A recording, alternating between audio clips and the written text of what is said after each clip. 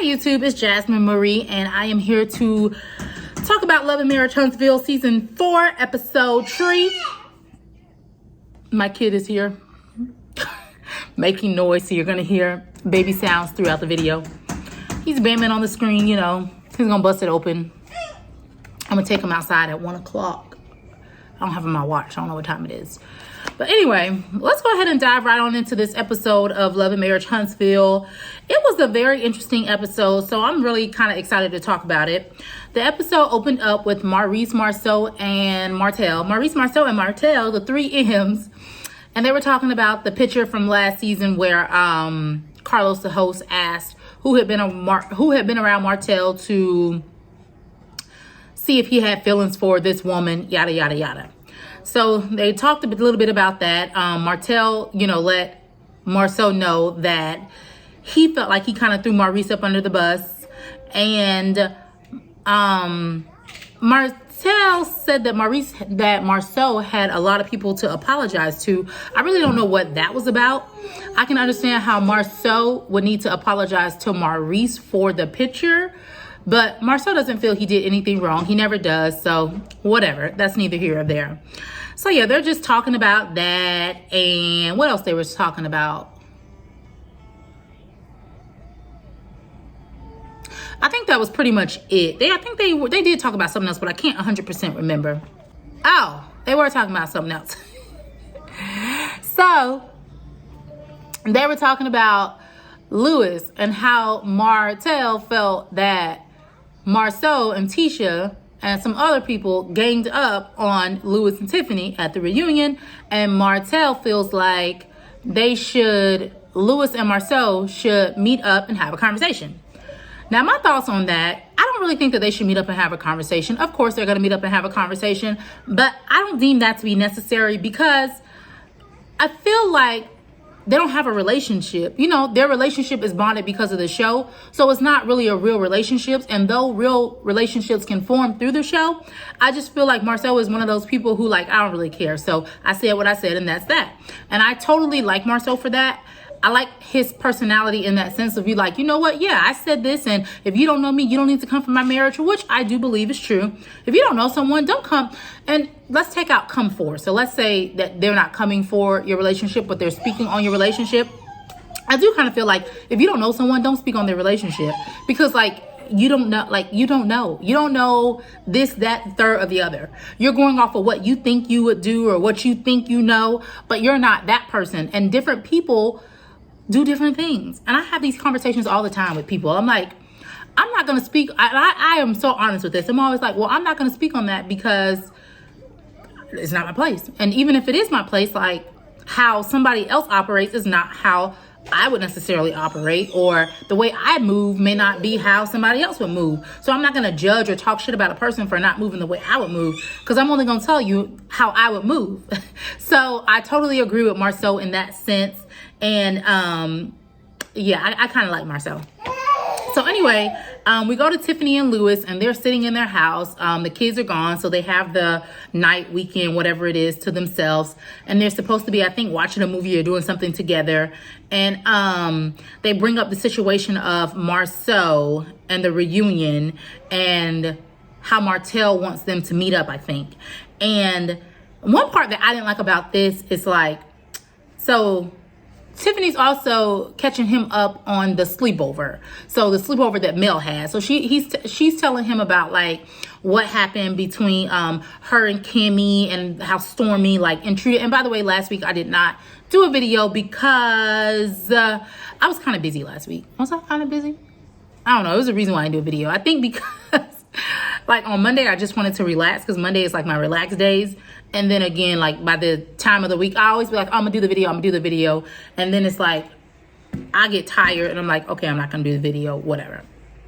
I should start doing the videos in my car because I think that would help. Anyway, well, I'll figure it out on this end. But anyway, so she's telling him about Stormy, how Stormy chimed in on the last second and kind of brought issues that were already dealt with. She kind of resurfaced them, yada, yada, yada. So anyway, they start talking about Marcel, and Louis kind of gets crunk. Like, oh, and yeah, that's what, because Tiffany said something like, well, I knew Marcel since Monaco, whatever the hell Monaco is. So maybe it's a company, maybe it's a job, I don't know. And then Louis all of a sudden like turns up to the point where you would think that like he was yelling at Tiffany if you didn't know what was going on. Yeah, that's what I'm talking about. I been knew you, man. I been knew you. You ain't gotta act like Louis. Take it down 2 notches. Okay, 2 notches. Take it down. First of all, if you've been knew Marcel and all of this and that, why at the reunion, why you didn't bring that up? Why you didn't say that? Like, that same energy that you got right there in your living room, baby, you should have had that at the reunion. So all that turned up, maybe he had time to process it and like really think about it. Because I know sometimes after situations, I'll be like, oh man, I should have said this too, or I should have done that, or yada, yada, yada, after the fact. So maybe he had like a moment of, oh shit, I should have said that. I should have brought that up. But it's like, you ain't got to be that turned up. Because like the way it appears that he cares, you can like clearly see Marcel don't care like that. Marcel is just like, bitch, stay out of my fucking marriage. Like, and we good. Don't speak on it. You don't know me. And I think that they probably really don't know each other. I think that even if Tiffany knew Marcel from another situation, it was like a hi or, oh, I know you from yada, yada, yada, but we ain't cool. We ain't kicking it. You don't come to my house. I don't come to your house. Nothing like that, you know? So it does seem like Louis tried to make it like a little bit more than what it was. And he got all crunked up. And again, I just really didn't like that. It just seemed too like turned up for what the situation really is. And the situation is just simple. Marcel doesn't want you speaking on his marriage. He doesn't want your opinion. He doesn't want any of that. So stay out of it. I mean, if I'm giving somebody relationship advice or somebody tells me something about their relationship and I start speaking on it and they tell me to stop because I don't know what I'm talking about, or, you know, because they don't value my opinion, cool, I'm gonna stop. And hey, you do you. And I will respectfully stop. Meaning, I'm not gonna like be mad at you because you told me to stop. I'm not gonna look at you no type of way for you choosing a different decision than what I told you or what I would do. No, I'm just gonna be like, oh, all right, you know, they got it under control. They'll figure it out type of thing. So then we moved on to Melody and her daughter Mariah. They were in their house. And they were in their house and they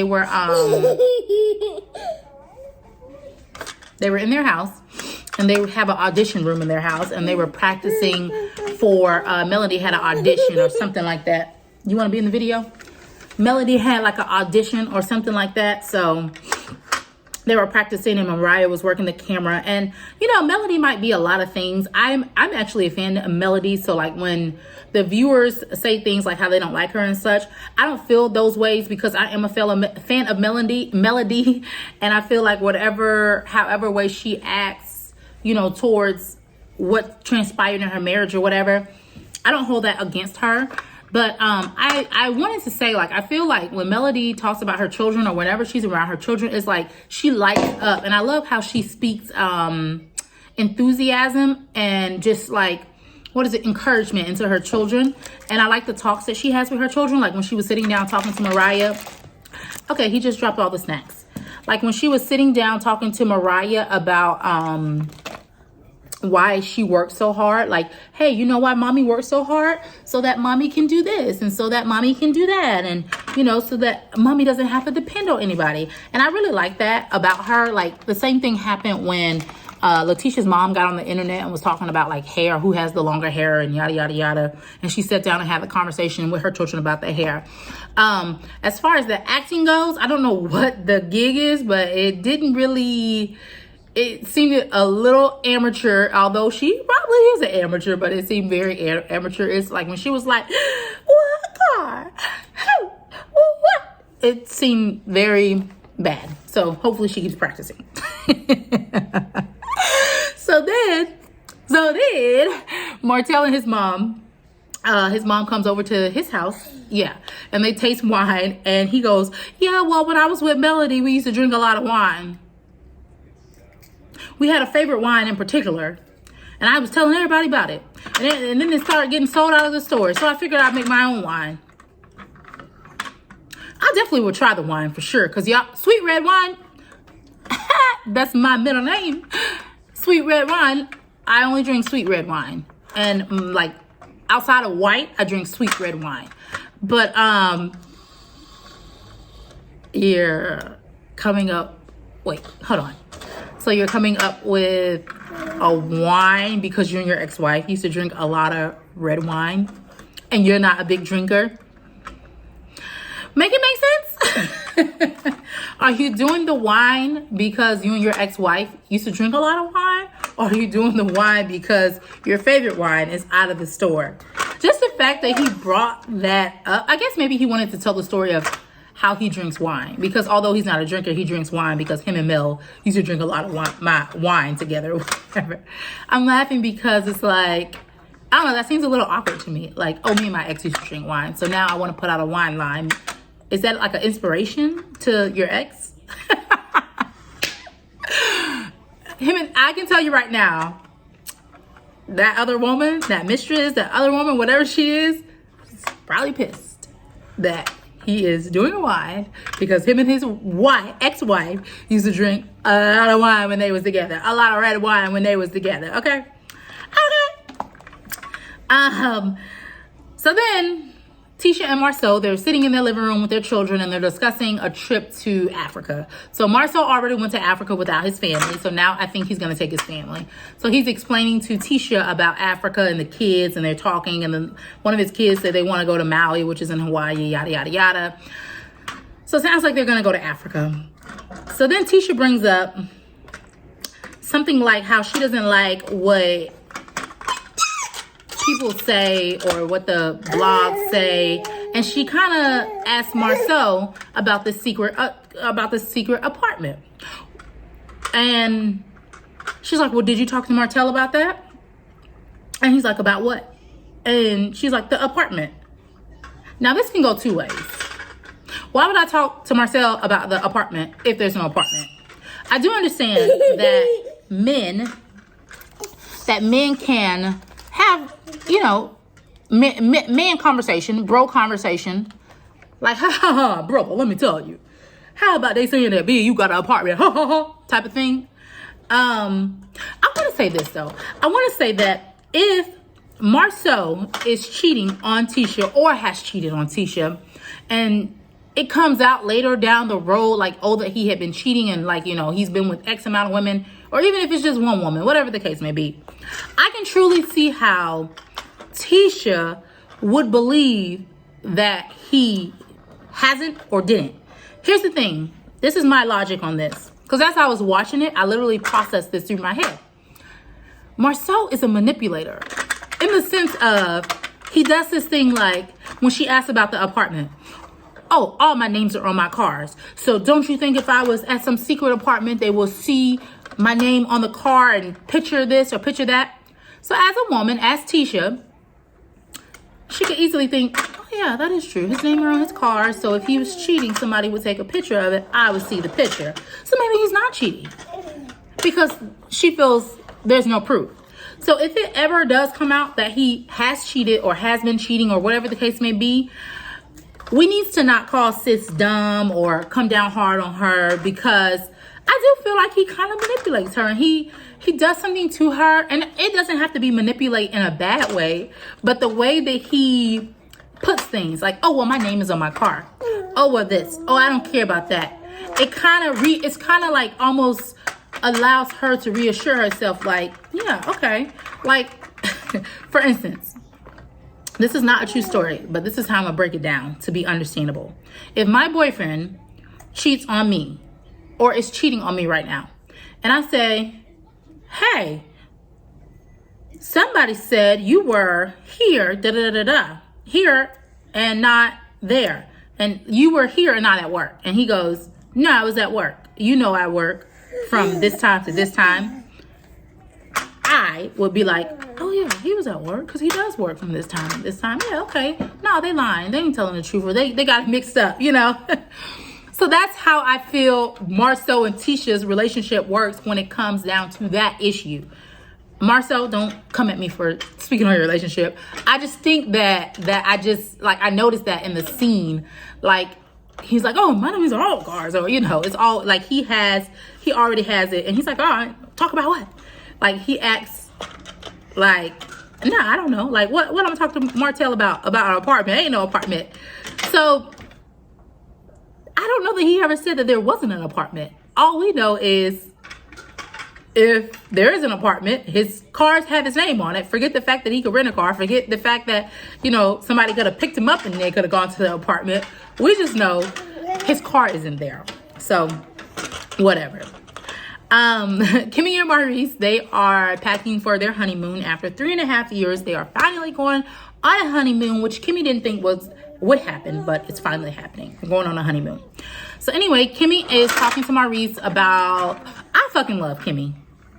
I love Kimmy. If somebody asked me, Kimmy pissed me off last season one time, but outside of that, I really like Kimmy. Because if somebody asked me who's my favorite person on the show, I would say Kimmy.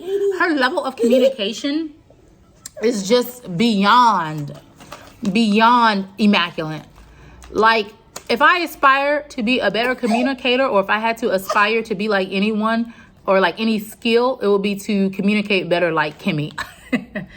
Only because, like, I feel like with her, you're never going to walk away from a conversation without understanding. You're going to know exactly where she stands, exactly what she meant, and that's going to be that.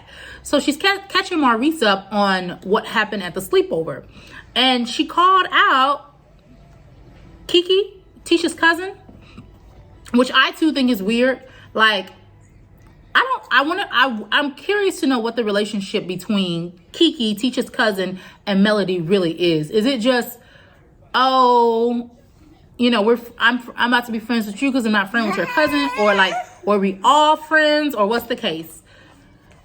Because Kiki was at the sleepover, which it was last week, didn't do a review on it, speaking to people that Tisha don't fuck with about Tisha's marriage.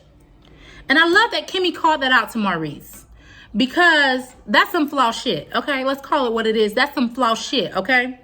And as my family member, if I don't fuck with so-and-so, I'm not one of those people where it's like, oh, if I don't fuck with them, you can't fuck with them. If I don't fuck with them, and when you do fuck with them, you don't talk about me and you don't tell my motherfucking business, okay? That's how I roll. You can roll with them, but when you roll with them, don't speak on me and don't speak about my business, okay? That's where loyalty, okay? That's where loyalty comes in. So Tisha's cousin was unloyal and did some fucked up shit by, Tisha had to, reevaluate her marriage. Don't tell that to these people. She don't fuck with them. Don't talk to them about that. Because guess what? They're going to use that against her. They're going to use that to whatever they already think about Tisha and Tisha's marriage. They're going to use that to form their own assumptions and opinions. Be like, oh yeah, she really is thinking about it. It got to, like, no. And that's the type of stuff that, like, people, they want to see you fall. They want to see you, hurt. Do I think Melody wants to see Tisha hurt? No, not necessarily. But I think she gets off a little bit by, like, like maybe she really knows something, or she thinks she knows something, and she wants Tisha to realize, bitch, your shit ain't all perfect like you think it is. Women do that. Men do that. Like, whatever. So I really do like Kimmy for that. And happy that Kimmy and Maurice were able to go on their honeymoon. So Maurice tells Kimmy to, have a conversation with, excuse me, I'm filming a video, to have a conversation with Tisha, which we see is going to happen next week, which I'm looking forward to. So anyway, moving on, Martel has a book signing for his children. His children have a children's book coming out, and he is doing a book signing with them. And since it looked like it was more like a pop-up shop type of thing, I'm going to say that he didn't have control over the date.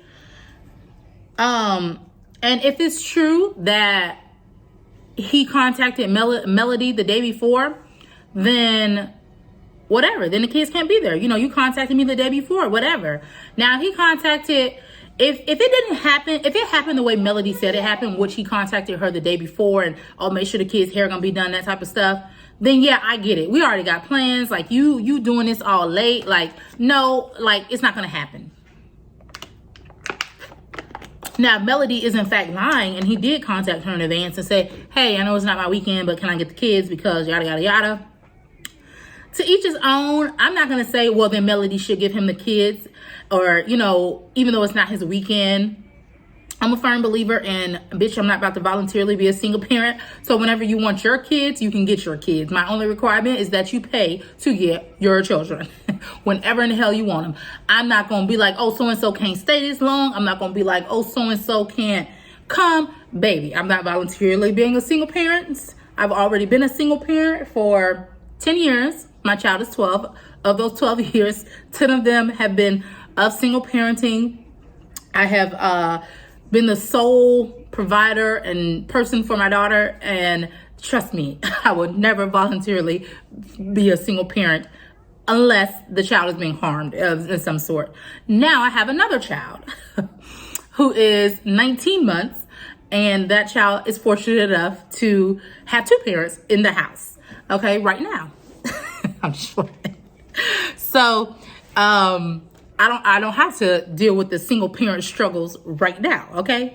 But God forbid we ever decide to break up and go our separate ways. Baby, you can get this child whenever you want to get this child, okay? I'm not stopping you, honey. You get this child.